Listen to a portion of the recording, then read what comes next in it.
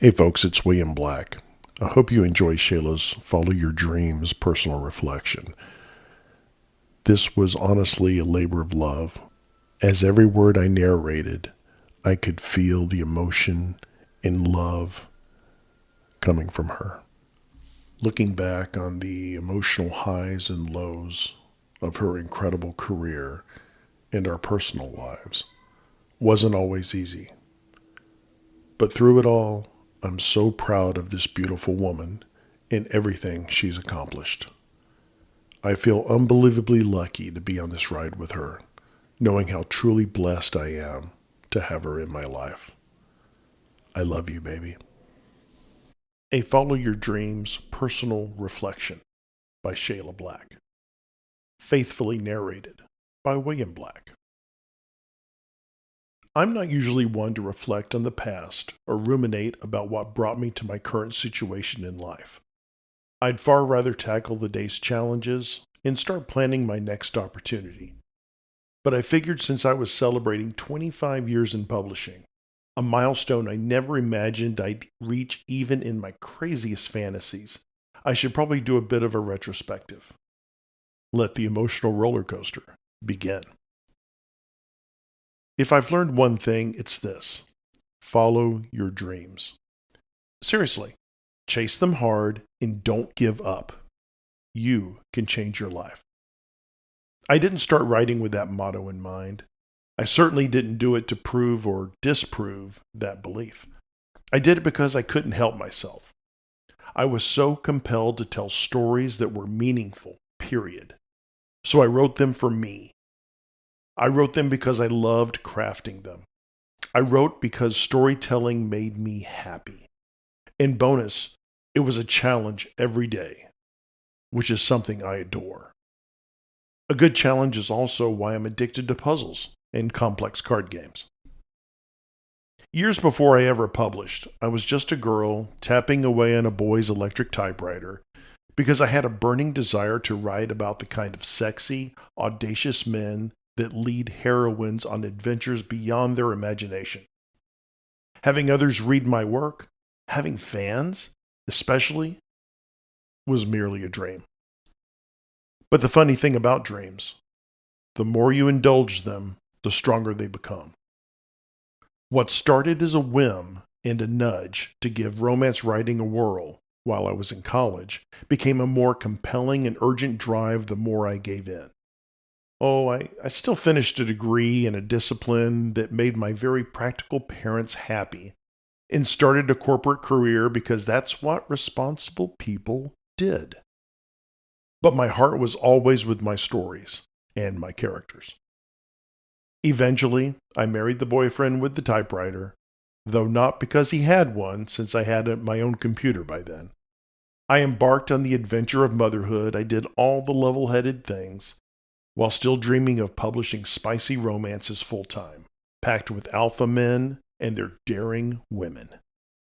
My dream gobbled up my nights and weekends. I devoted most of my spare time to reading, writing, studying craft, networking, not with a specific goal in mind, but because I wanted to be immersed in the world I'd fallen in love with in doing what I enjoyed most. Eventually, I got ballsy. I told myself that someone makes a living writing romance novels. I'm a smart girl. Who's not allergic to hard work? I could do it too. The hubris of the young, in retrospect, the odds were incredibly stacked against me. In those days, there was no indie publishing, merely vanity press, which wasn't a viable career option. If your work was going to reach readers' hands, you had to sell your book to a New York publisher, since even small and online romance presses hadn't quite made it on the scene yet. And at this point, an author's likelihood of being published was something like 1 in 25,000 plus, depending on what you wrote. But I never thought about it in terms of the odds. I focused on the fact that the only surefire way to fail was to give up. So once I could, I began plugging away nonstop. You know, I've been publishing for 25 years, since that's what this reflection is about. What's not well known is the 7 solid years I spent before I ever sold a word. I started writing seriously in 1991, a couple of years after graduating from college, endeavoring to finish a historical romance set in 18th century Spain I had been tinkering with. I titled it Too Close to the Fire. I know. What was I thinking? I'd been plucking at the book off and on for a few years, but I wasn't working on it as seriously as I needed. After college, however, I dived into the captive bride / forced marriage / revenge story in earnest, determined to finish my masterpiece, which it wasn't. I picked that unusual time and location not because I had a special affinity for it, but because I thought the unusual setting would be a net positive compared to all the historical romances that were full of titled British lords, cowboys, Civil War soldiers, Vikings, and pirates at the time. After getting feedback to the contrary from manuscript judges and editors, all of whom also told me that 180,000 words was way too long, I realized I had a lot to learn. So after finishing that book multiple years and multiple revisions later, I set it aside and immersed myself in something far more marketable. Sort of. My next book was a spicy regency with a titled hero and a beautiful innocent heroine. It took place in London during the season, in the midst of the tone. So far, so good. Then my need to be different reared its head again. This hero had suffered the death of his young daughter, and he'd been living as something of a self-flagellating, figuratively, not literally, hermit since her unfortunate demise. He was especially scandalous since he was, gasp, divorced, something very uncommon at the time, and only legally possible if the husband proved his wife was cheating, which his ex had been. My lovely heroine was indeed virginal, but only because she was married to a much older man, no longer capable of the deed, since little blue pills hadn't been invented yet. My hero and heroine met at Vauxhall while he was well into his cups, drunk. But he saved her from being assaulted by riffraff. One thing led to another, and they shared what I titled the book, One Wicked Night. I had mixed results with this story. I reached the finals in a lot of contests, especially the prestigious Golden Heart.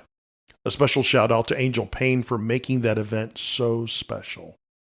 I secured an agent, a feat in itself. I had 2 editors very interested in the book, but I ultimately couldn't sell it. Remember, indie publishing didn't exist then. It wouldn't for nearly another 2 decades. So after several deeply disappointing years, my agent and I parted ways, and I set that book in the closet next to my first unpublished work. Then I paused and performed a gut check. I was 25. I had my whole life ahead of me. Did I want to keep spending all my time doing something I might never succeed at? No. But yes. My dream refused to die, and I was secretly happy. Not everyone around me was. My husband, William, was incredibly supportive, but well-meaning friends and family members didn't understand why I continued to pursue something so obviously frustrating. I used to explain that writing was like a disease. Once you had it, there was no cure. I felt compelled to put down the words, even if no one ever read them except me and the other 3 aspiring authors who were in my critique group at the time. So in 1996, I began writing my 3rd book, Tame the Dragon, a Georgian set historical with a bit of a pirate flair. A runaway taming of the shrew meets a mistaken identity plot, coupled with a bit of revenge for fun. It had a virgin auction, it had a forced marriage, it had a twist of fate, it had loads of dramatic moments, and I was getting faster at writing and better at not bucking all the romance trends. That fall, I was nearly finished with the book, but I got pregnant. So I set the book aside, to grow human. For the duration of my difficult pregnancy and most of my daughter's early months, I didn't resume writing. In early 1998, I resolved to finish the book.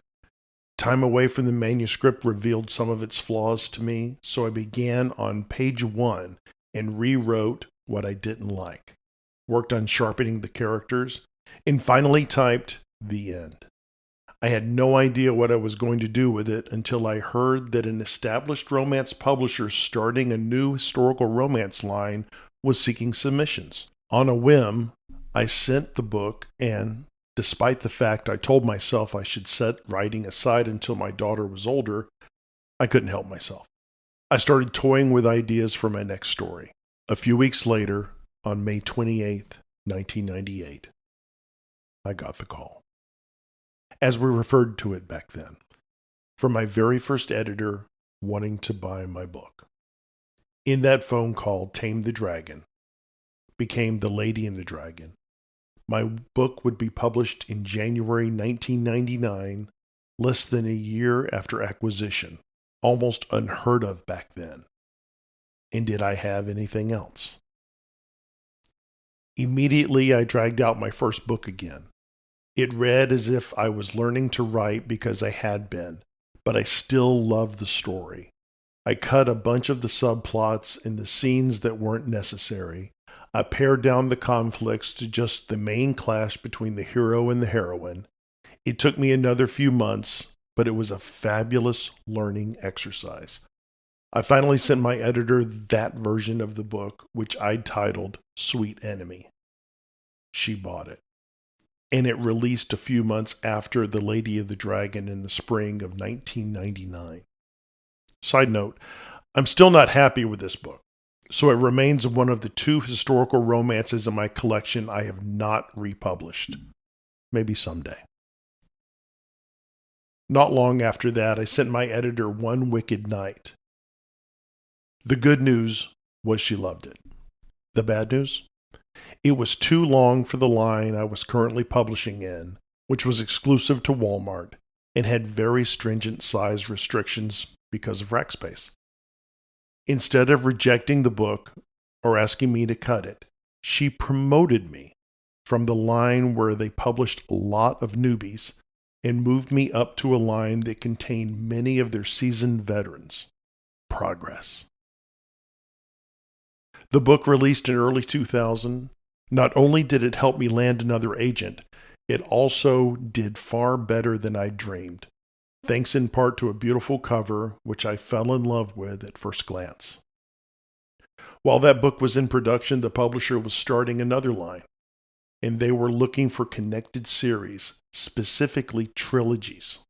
My editor told me they had already acquired a fair number of Regency and Victorian historicals, but she'd love to see medieval romances.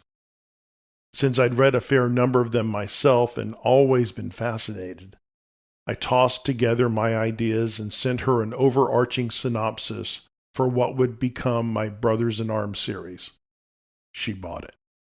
His Lady Bride and His Stolen Bride released in mid to late 2000, followed by His Rebel Bride in spring 2001. The publisher also asked me to pen one of their featured Christmas titles that winter, which I did and fumbled. Sweet, heartwarming, and holiday-minded, which was what they'd asked for, wasn't up my alley. This remains the only other historical I have not republished.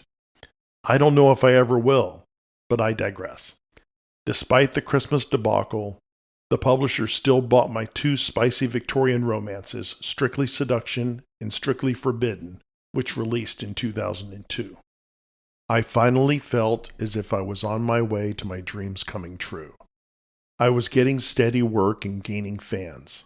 There was just one problem. The money wasn't following.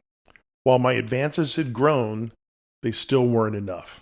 Distribution was decent but not stellar, which meant that the visibility of my books was limited. Amazon was on the scene selling print books, but just barely. And my dream had morphed. I no longer simply wanted to write books. I no longer simply wanted to sell a book to a publisher.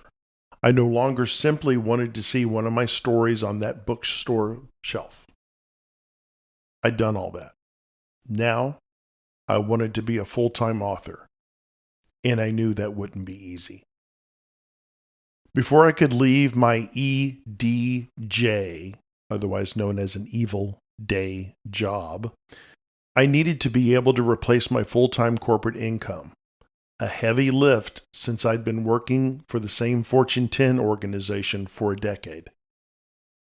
I couldn't just take a leap of faith and quit. I had a young daughter, a house payment, car payments, and I carried the family's health insurance. Walking away wasn't an option, so I bided my time. Then a grand opportunity dropped in my lap. I managed to find a part-time job with my corporate employer, a huge rarity. I cut back my hours in the office from 40 plus per week to 25. It was a godsend. And I began to believe this was my first stepping stone to truly achieving my goal. I wrote those 2 spicy Victorian novels with a new gusto. Shortly after those books were in production, post-editorial, the unthinkable happened. The editor who had always loved and championed my work announced that she was having baby number 3 and leaving her job to be a stay-at-home mom. With one life-changing phone call, I was an orphan. Yes, my publisher assigned me to another editor, one far more senior than the previous one. I thought that would bode well. Nope. She resented being assigned an author she didn't know. My then agent and I sent submissions, but she turned each one down almost immediately. The final one made it clear we needed to part ways for good. I was crushed. I was an author with 9 books to her name and no publisher. Without the publishing money I was making, I couldn't afford to stay in my part-time position. I had no idea what to do. Little did I know at the time this might be one of the best things that ever happened to me. I've always believed that things happen for a reason, even if we can't see why in the moment. This is definitely one of those times. If that editor hadn't forced me to rethink my direction, I think my career would have been over in 2003. Still, I was exhausted at this point. Maintaining a corporate role and being a mom to a sickly toddler was already tough, but my husband's job was demanding and full of travel. We moved across town, which ate months of my time, and even though my dream nipped and tugged at me constantly, I felt lost. I didn't know how I should proceed. My critique group, the ladies who had always been my best friends in my rock, fell apart over a number of differences, so I felt utterly alone. To top it off, historical romances, which had been the hot genre for the past 20 years, were quickly being replaced by contemporaries, paranormals, and erotic romance, not to be confused with erotica, which is something else entirely. Selling a historical to a new publisher was difficult. And the longer I waited to try, the more challenging I knew it would become. Worse, I was burned out on penning dramatic tales of days past. I wanted to try something new. I left my coveted part-time job, which ended when the company discontinued the product I supported, and I found another full-time gig in a different part of the organization. I wasn't happy giving more hours to the corporate gods, but it was a necessary evil. I promised myself the dream wasn't dead, and I was in no way giving up on myself or my books. The setback was temporary. During this time, I turned to reading and found myself devouring all kinds of romances, everything from sweet to sci-fi. I started writing another historical, but I had no will to finish it, so I set it aside. It remains the only unfinished book in my backlist to date. I had fallen in love with contemporary romances with spicy plots. A story began to take shape, but it would entail starting all over with publishers. Since I would have to prove myself and my sales numbers again, my dream of being a full-time author had to take a back seat to writing something that spoke to me. It was a contemporary romance about an audacious innocent with a brother in trouble and the New York hustle hacker she abducted to help save her one and only sibling. I called it Bound and Determined. Soon I started giving up TV time with the family again, sneaking in stolen hours with my computer to write.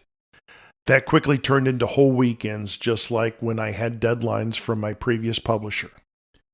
My dreams simmered on the back burner because something in my gut told me I needed to do this. It was right. Contemporary romance felt good to me. My then agent called out of the clear blue one day while I was battling my third bout of chicken pox. Crazy, right? And asked me what I was writing these days. We hadn't talked in nearly a year. In fact, I thought she'd given up on me. I'd almost given up on publishing ever again. The words I was writing now were for me. So I told her I wasn't working on anything, but she knew me too well. And she didn't believe me. She pressed me again, then again. Finally, I confessed. She asked to read what I had completed. Grudgingly, I sent it. She received the pages on Friday. On Monday, she called me and insisted she was going to sell it and fast. I thought she was either delusional or full of false bravado, but I nodded and smiled. She asked me to make a couple of tweaks and resend her the chapters and my synopsis, which I did the next day. I jetted to the FedEx office just before they closed and overnighted them to her because emailing manuscripts wasn't yet acceptable. She received it on Wednesday, skimmed my changes, then reached out to a couple of editors she thought might be interested. That Friday, I had an offer from another publisher. I remember wondering if it was a belated April Fool's joke because I got that call on April 2nd. If my agent had reached out the previous day, I would never have believed her. Bound and Determined, the first in the Sexy Caper series, released in early 2006, followed by Strip Search that July. Despite the books being well received, there were two problems. First, readers associated my name with historical romance, so these contemporaries confused my existing fans, and I got the according hate mail. Second, the covers were god-awful, like beyond terrible. I argued with my editor, but to no avail. I dubbed them Virgin Barbie and Guido Go to the Prom, parts 1 and 2. Sales were okay, but not great. I honestly didn't know if the publisher would want to work with me again. My chances dwindled when the unthinkable happened a second time. My lovely editor, whose only flaw was her less than awesome taste in covers, was getting married and leaving her job to follow her new husband out of state. I was orphaned once more. I had no idea what to do. The publisher reassigned me to another editor, one who had just joined the staff after leaving a previous publisher. I'd known of her, but I knew nothing about her. The situation didn't bode well. I did my best not to lose hope, but in the meantime, small romance presses like Alora's Cave and Sam Hain had arrived on the scene, and super explicit romances of all subgenres were the rage. To be honest, that's all I was reading at the time. I devoured them, one after the other, and had really begun to resent that I couldn't take the leash off my own writing. I started dabbling in secret, despite the fact my contract with my publisher prevented me from writing virtually anything else for anyone else. But my agent and I knew they were looking for meaty erotic romances, so I pulled out the one I'd been writing in a fit of passion, polished up the first 3 chapters, whipped out a synopsis, and had my agent send it to my new editor with the insistence I would take a new pseudonym to make a clean break from my historical readers' expectations. I had zero faith my publisher would want this book. It was far sexier than anything I'd ever written. It was steeped in BDSM, something I thought was still taboo for New York publishers. Small presses were selling the hell out of it. But would my editor know that? Or like it? To my shock, my publisher snapped up the book I'd been desperate to finish, along with another unnamed title, and even insisted I insert more sex scenes, which was fine by me. The title was slated to release February 2007, and I was over the moon. That book was Wicked Ties, my first official Shayla Black release. Jack Cole and Morgan O'Malley's sexual adventures deep in the Louisiana swamp, while he protected the cable talk show hostess from a dangerous stalker, had a beautiful cover. The original red jacket with the entwined couple muted in the background was everything I wanted. Score. Side note, the book was originally set in New Orleans, a location I loved. As the publisher and I were doing the copy edits, Hurricane Katrina hit, and hit hard. We made the decision to move the location of the book to Lafayette, a town that also has substantial Mardi Gras celebrations. The Wicked Lovers gang has largely been there ever since. But the publisher released the book a month early. They barely gave me any warning, so I wasn't ready. I had almost no promotion scheduled for this sudden January title. So the book didn't go out with a ton of fanfare. Reviews were very good. It won some awards. Then again, so had some of my historical romances. I tempered my expectations and wondered if I'd be offered another contract. By that summer, they still hadn't made up their mind. They wanted to see how the next book, Decadent, would do, which was scheduled to release in October. So with my contract fulfilled, I wrote a book for Alora's Cave, along with several for Sam Hain, and started toying with a completely new idea, something very different. But I'll come back to that in the next section. Then something happened. Wicked Ties began picking up steam. I was receiving fan mail clamoring for more books in this world, especially Deke's story. My editor loved what I'd penned, but would readers? More importantly, once that second book dropped, the Wicked Lovers series, something I never intended to be a series at all, was born. No matter what happened, I felt blessed to have acquired some hardcore readers and overjoyed to be writing in this spicy, dangerous world. Though I still hadn't achieved my ultimate goal of being a full-time author yet, I was still following my dream. I was writing books I loved. I had an editor who really let me be who and what I wanted. I had a publisher truly beginning to support my books. I figured it was only a matter of time before I could ditch my day job. Until then, I hoped I would have the opportunity to pour myself into penning these super sexy romantic suspenses. Little did I know that a decade and a half later, I'd still be writing in this world I love. How do I describe the next 10 years of my career? Insane. First, I have to backtrack a little. In 2006, I had an idea for a paranormal series that just wouldn't leave me alone. This is the new idea I referred to at the end of the last section. Without knowing if Wicked Lovers would be enough of a success to continue, I turned my attention to fleshing out the magical universe living and growing in my head rent-free. But like everything else, I never knew if it would see the light of day or simply be something I wrote to amuse myself. In the meantime, my then agent sold the next of my Wicked Lovers series, Delicious, to a new editor at yet another publisher, one who offered me more money. But not long after this deal, I parted ways with that agent and hired a new one, whose first order of business was to suggest to my new publisher that they might like a paranormal series from me instead because the genre was exploding. The publisher agreed, and Delicious was released from that deal. In exchange, they agreed to publish the first two titles in my magic-based Doomsday Brethren series, Tempt Me with Darkness and Seduce Me in Shadow, respectively. They were slated for release in the second half of 2008. We'll come back to this. In the meantime, I had no idea what the fate of the Wicked Lovers series would be. But my new agent renegotiated a much better deal with the original publisher to publish Delicious in early 2009.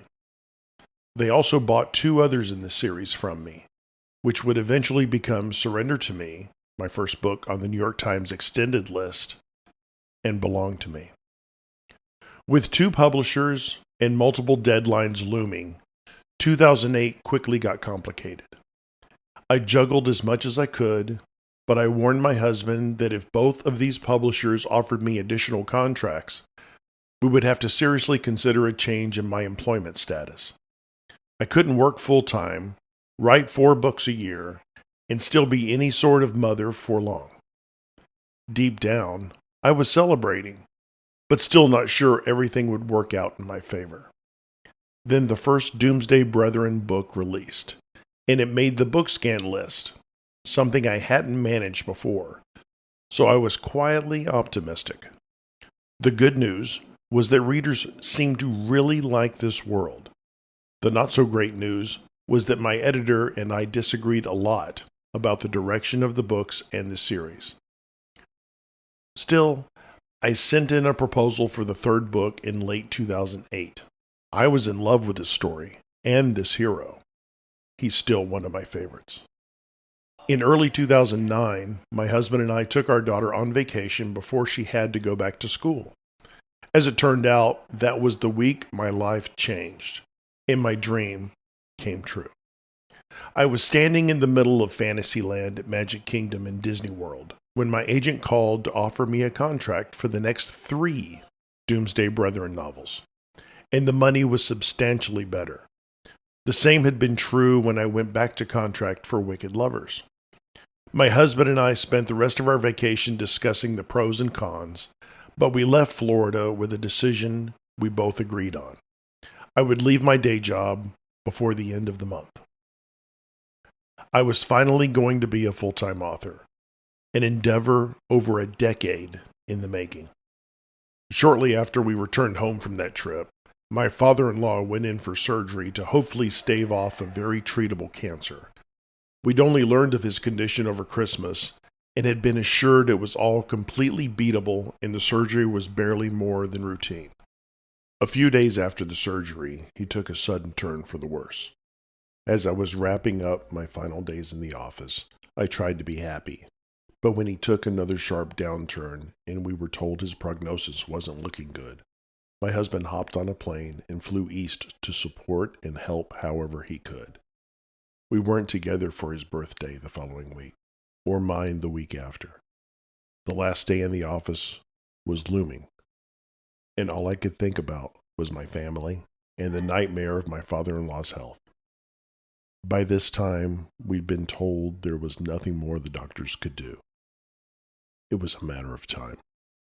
The day after my birthday and the morning of my exit interview for my corporate employer of nearly 20 years, on what I'd always imagined would be one of the happiest days of my life, my father-in-law passed away.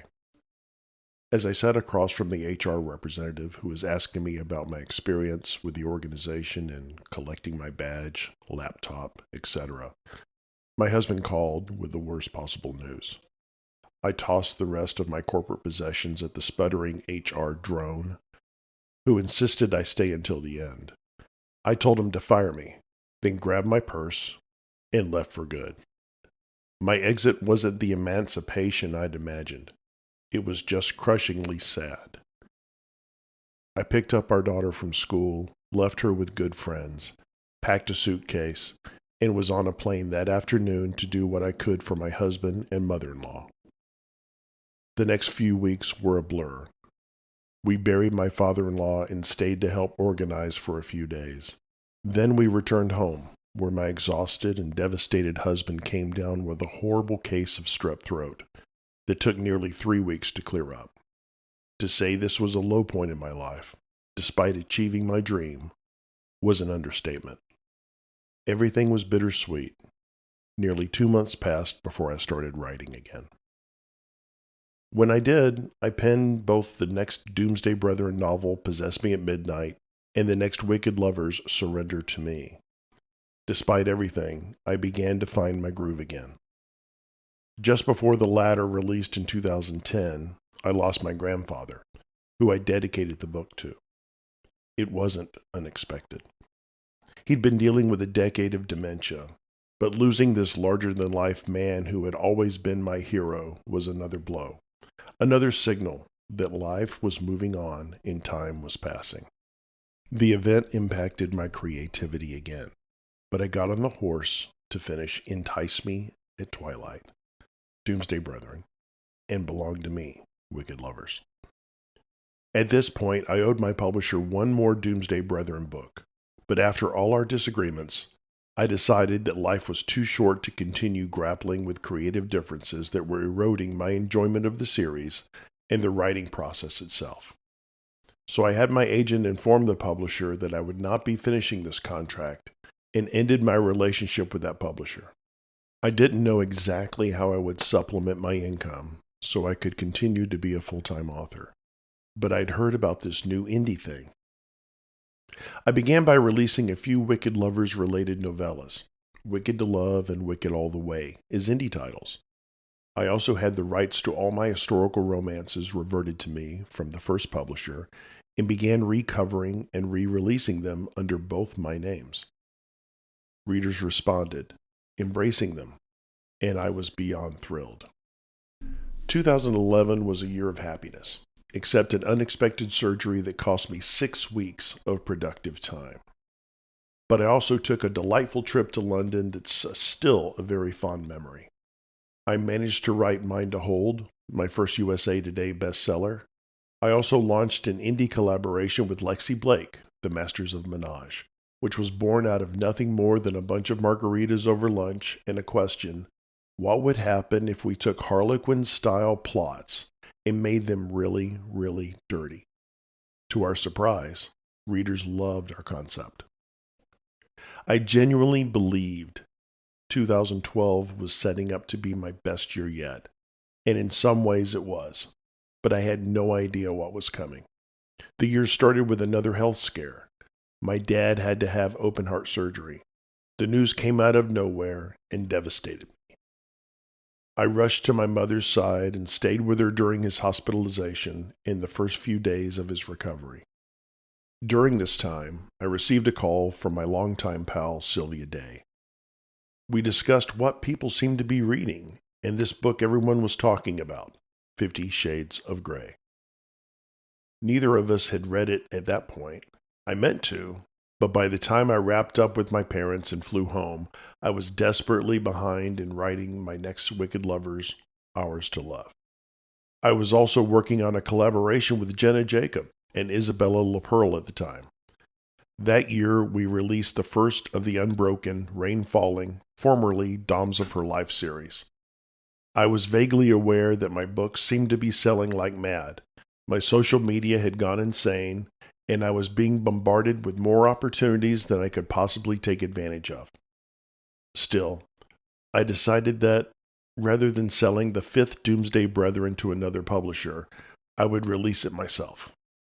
I did, then quickly realized that if I ever wanted to successfully finish this big, complex series comprised of stories readers must read in order, I needed to have complete control of all the books. Sadly, I put this series down, but more on this later, much later. That summer, I was asked to be the launch title for the brand new 1001 Dark Nights venture, still going strong to this day. It was a huge honor, and Forever Wicked has a special place in my heart. But that fall, I found myself drowning in work and close to burnout. When I left my day job, I had visions of being able to do all the laundry, grocery shopping, cooking, gardening, housekeeping, and still having time to write with lots of leisure activities too. None of that happened. Suddenly, I was snowed under, and not just with deadlines. I was learning the hard way that the freedom that came with having indie titles also meant that I was no longer merely an author, but a businesswoman with a load of other responsibilities I never foresaw. I was learning on the fly, which sometimes worked, sometimes it didn't. Lexi and I put out more books in the Masters of Menage series. Jenna, Isabella, and I put out another book in the Doms of Her Life Unbroken Rain Falling series. I was attending conferences and book signings, doing interviews, and so many other things that I couldn't keep up. I'd been trying to convince my husband to leave his corporate job. I knew he hated it, and I feared the stress of it was killing him. I wanted him to come work with me. In fact, I needed him. And I was convinced he needed me too, if he was going to have any quality of life. Weeks later, we received a life-changing royalty payment that proved I was indeed selling a crap ton of books.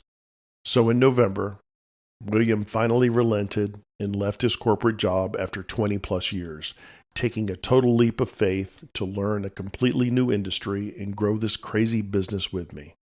He's become beyond essential in this past decade plus. I literally don't think I could cope without him. Everything was great until the assistant I'd hired a few years prior to help me answer website queries and Facebook messages and whatever else I needed left for personal reasons. My husband wasn't ready to take on all those tasks too, and I didn't have time for them. One day I happened to be lamenting to Isabella about my problem, and she told me she knew the perfect person to help. Someone lovely and organized, someone hardworking and willing to learn. I remembered meeting this reader at a con the previous year, so I reached out to her. We talked. I told her everything the job entailed, then let her know I was going on vacation, so she'd have about 2 weeks to consider whether she wanted to make a substantial commitment of her time and energy to me. When I returned from Europe, I was beyond relieved that she agreed to be my right hand. And just like that, Rachel Connolly was on board Team Black. Poor thing, she never knew what hit her. LOL. Over the next handful of years, hubby and I did everything together. Conferences, appearances, interviews. We navigated new opportunities as well as created a framework and a schedule. Rachel was a huge help as the business grew and evolved, jumping in to learn whatever new skills we needed as the needs of the business changed.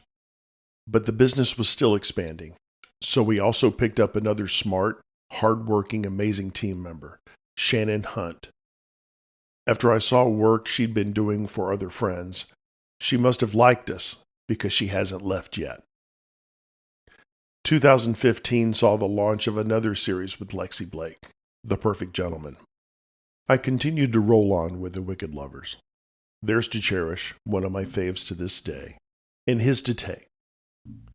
I sold audiobooks, exclusive editions of Wicked Lovers and Sexy Capers, thankfully now recovered, to both Target and Barnes & Noble. I made more lists, New York Times, USA Today, BookScan, so many dreams coming true. But while list making was a great reason to celebrate, it was never the reason I wrote, or for me, the measure of success. My goal had always been about continuing to publish than to make a living from my publishing. I was succeeding at that, and I was happier than I'd ever been. I had great friends, great times, and great job satisfaction. The next couple of years continued on much the same path. I even won the coveted Romantic Times Career Achievement Award. Things were going really well, but in the back of my head, I knew one universal adage of life would also apply to publishing. What goes up must come down. Publishing, like a lot of other businesses, doesn't guarantee continued success. There are one-hit wonders in music. There are great movies with several less well-received sequels. There are TV shows that are brilliant for several seasons before they fizzle out or viewers lose interest. And after being through so many ups and downs early in my career, I knew things would eventually change again. Not only that, but I was also feeling a few itches. I wanted to write something new. Yes, again. I like challenges, love them, in fact. and I had the urge to try my hand at something different. After 18 titles, 12 novels, and 6 novellas, I wrapped up the Wicked Lovers series with my publisher. The final book, Holding On Tighter, is still one I think of so fondly. That heroine, Jolie, is a reflection of me, a take charge, get things done, matter-of-fact businesswoman. My editor and I, who I'd been with since 2005, agreed that I'd write a short spin-off series, Devoted Lovers, based on some characters in the last few Wicked Lovers titles so I could wrap up their stories. But I was also ready for another leap of faith, my very first solo indie series. It was something I'd been chomping at the bit to do for years, but never had the bandwidth in my schedule to even begin. Because I'd been traditionally publishing my romances, I'd been writing in third person, past tense, dual point of view forever. Meaning he, him, or she, her, said versus say, with scenes from both the heroes' and heroines' perspectives. I'd been writing super spicy romantic suspense for a decade. So rather than try one thing new, why not try everything new? After a 25th wedding anniversary getaway with William, coupled with our daughter's high school graduation trip to beautiful Maui, I was inspired. So in the spring of 2017, I launched the Reed Family Reckoning series, formerly More Than Words, set on this amazingly beautiful island. For better or worse, it was everything previous titles weren't. It was first person, present tense, mostly single point of view, meaning I, not he, him, not she, her, say versus said, with scenes only from the hero's perspective, at least until the very end. These books weren't suspenseful, but poignant and angsty and more heartfelt. They were specifically about family, something I hadn't really tackled before, especially changing family and chosen family. I had no idea how people would respond to something less sexual and more touching, but I loved every difficult minute of More Than Want You, the first book in the series. Keely is still a girl I'd love to bar hop with. More Than Need You quickly followed, a book that continues to tug at my heartstrings even now. Besides, if y'all have read me, you know I love a good argument, and Griff and Britta have some doozies. As I worked on the next 2 books in the Reed Family Reckoning More Than Words series, More Than Love You and More Than Crave You, a USA Today bestseller, I wrote the 2 Devoted Lovers novels, one of which, Devoted to Love, is still one of my favorite books of all time. After completing those and a related indie novella, I chose to close the traditionally published chapter of my life. For good? Who knows? Publishing is always changing, but in that moment, I was enjoying my indie author freedom so much, still am.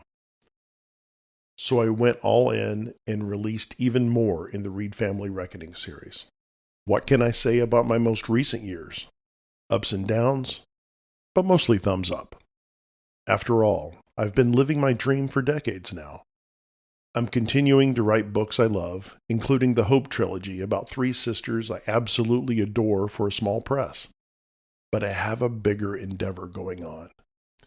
When I wrapped up the Devoted Lovers for my publisher, I realized those characters had taken a decidedly Texas turn, but I still had stories to tell back in Louisiana. So after 2 novels and a novella, I turned my attention back to One Mile Walker, whom you read a little bit about in Wickedest Secrets. He was calling my name. He needed a book. I wanted to write his story so damn bad, and I was itching to return to my first real love, spicy romantic suspense, Wicked Lover style, but to publish it indie. Wicked as Sin turned readers' preconceived notion of what had transpired Off Page and other books, Between Dangerous Sniper, 1 Mile, and Brea, The Preacher's Dutiful Daughter, on its head and revealed a love story no one had imagined. But publishing is often 2 steps forward and 1 step back. This was no exception. The first issue? This book was so meaty, I had to break it into 2 full-length novels and make their complete tale a duet. Thankfully, my readers embraced this change, despite the modest wait between books. The second issue? Wicked as Sin released in March of 2020 as the world was turning upside down. Despite the uncertainty, I pressed ahead, penning the second half of Brea and 1 Mile story, Wicked Ever After. I continued in the ensuing years with more Wicked Lovers Soldiers for Hire duets, Wicked as Lies, Wicked and True, Wicked as Seduction, and Wicked and Forever, Wicked as Secrets, and Wicked and Bare, because those are all huge stories. And I have so many plans to continue expanding this world. We're just getting started. I also wrote more Read Family Reckoning, More Than Tempt You, More Than Dare You, More Than Hate You, and More Than Desire You. I'm still toying with ideas for this series. Still, my brain wanted more stories to play with. I've always been mentally restless. I require a new creative endeavor to tackle every so often. 2020 saw another such challenge that spawned a new series. One thing that's always been difficult for me is writing short. I love a good novella, but they're still hella hard to craft. Like, really hard. How does an author create meaningful characters, conflict, plot, emotion, and resolution with a fraction of the words they're used to? I wanted to explore that. I'd also written a couple of short novellas for charity anthologies, and the rights had reverted to me. I was free to do whatever I wanted with them. But what? At the same time, I found myself more and more pressed for time, since being an indie author is increasingly more about being a business person, not merely a creative one. Juggling multiple series isn't an easy task either. I was craving something short, but satisfying to read, and complete before bed. But I wasn't finding what I really wanted. That's when it hit me. I should create the very thing I'd been dying to read. And I already had 2 novellas I adored to get started.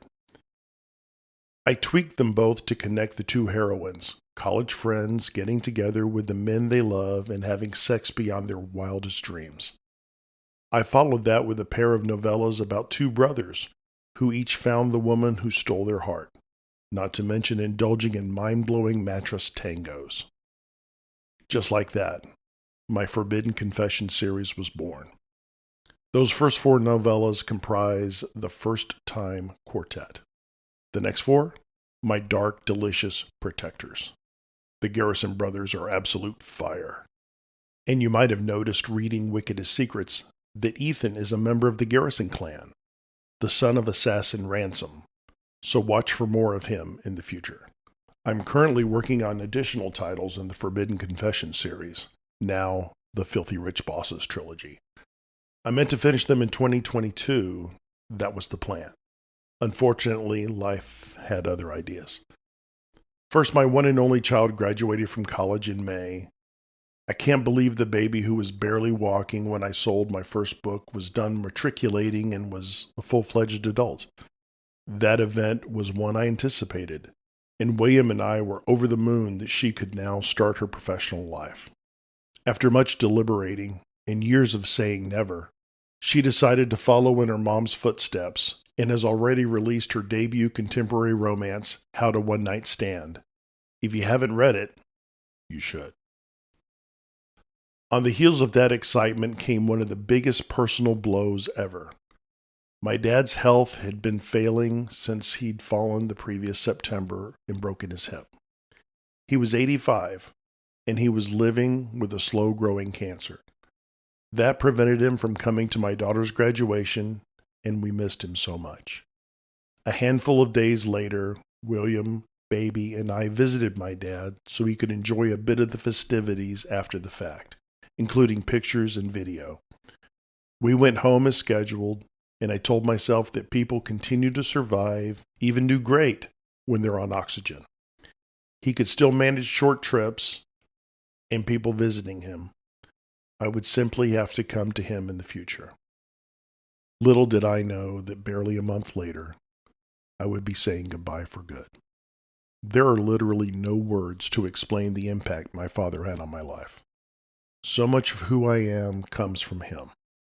From the things he instilled in me to the way he always both believed in me and challenged me. After a series of his visits to the emergency room, my daughter and I rushed west again in mid-June to see my dad for what my mother braced us would likely be the last time. The decline in his health over that previous month stunned me.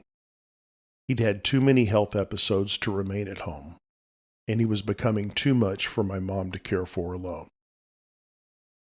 This is when living 1,000 miles away from family truly sucks. We helped my mother move my dad to a well-reviewed nursing home, but he was distraught from the moment he arrived. He wanted to go home. Hospice made him comfortable, but after a conversation with him the afternoon of June 15th, he was never lucid enough for me to talk to again. I reluctantly left the following morning, Thursday, after a final squeeze of my dad's hand, because we were scheduled to take a celebratory vacation on Saturday for baby's graduation. It was such a monumental occasion, and one of her high school counselors assured me would never happen. So glad they were wrong. That my mom and my husband agreed we had to go, no matter what. But in my heart, I knew we would never see my father again, and baby was well aware she wouldn't see her grumpy either. We both sobbed in the hallway outside his room, wondering how we'd ever move past this profound loss. Going on a cruise in less than 48 hours sounded both ridiculous and impossible. He was likely to pass away while I was in the middle of the ocean, but my mom was adamant.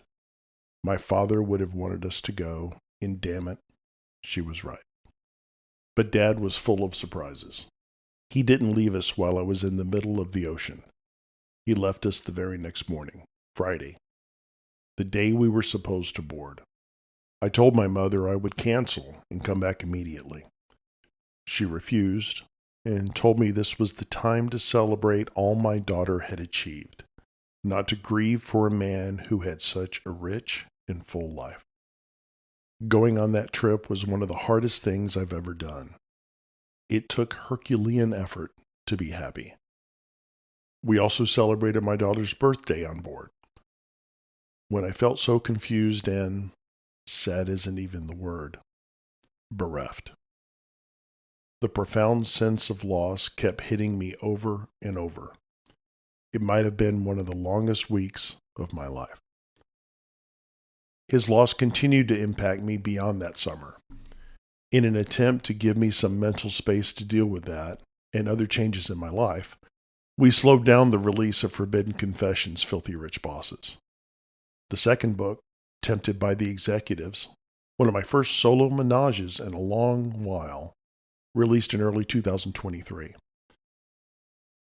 The final story in this collection, Tempted by the Boss Hole, an age gap revenge seduction novella, is coming soon. I won't say that I still don't have days where I struggle, but the best way to honor my father is to remember him, not to lose myself in his past. Dad would be furious if I did it any other way. Christmas brought another pause due to the unexpected, and it sent my schedule into a tizzy. I was already struggling through my first holiday season without Dad, but just before people stopped working for the year, I got super unexpected mail. Remember that paranormal series I'd been writing years ago, then stopped when I realized I needed all the books in my control to make it work?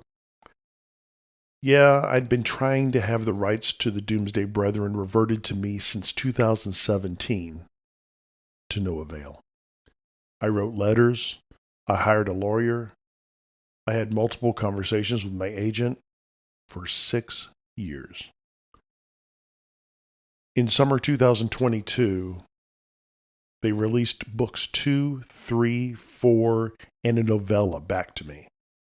But I was going through too much to celebrate. And without book 1, those titles did me very little good. Well, the week before Christmas, the publisher finally relinquished book 1. And after half a dozen years of legal scuffles, the Doomsday Brethren were finally mine again. I'm rewriting them the way I want to, and re-releasing them with amazing new covers, beginning with Tempt Me with Darkness. So you can see I'm still looking ahead. Even after 25 years in this crazy, ever-changing business. And because I'm always looking forward, not back, which is why this reflection took me days to write, I'll continue to need more challenges. I'll keep trying to tackle them, and I'll keep following my dreams. They haven't steered me wrong yet. My advice? Go after your dreams. Nothing is guaranteed, but the dream that dies is the one you never give your heart to. I hope all of yours come true. Thank you so very much for being a part of my special 25th anniversary celebration. Hugs and happy reading. Shayla.